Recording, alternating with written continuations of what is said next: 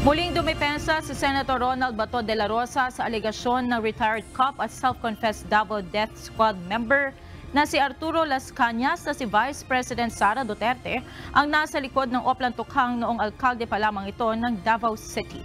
Ayon sa senador, handa siyang ipaputol ang kanyang leeg kung mapatutunayan ni Las Cañas na si VP Sara ang pasimuno ng Tukhang.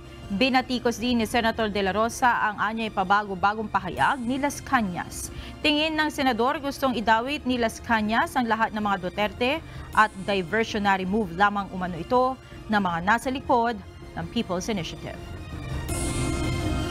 Isa lang masasabi ko dyan.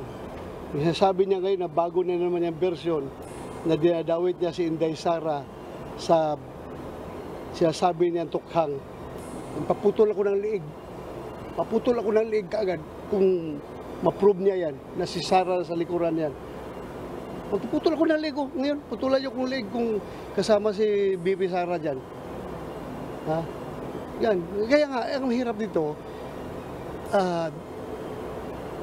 yung kanyang statement, ano ba yan? Depende sa sinong nagbabayad.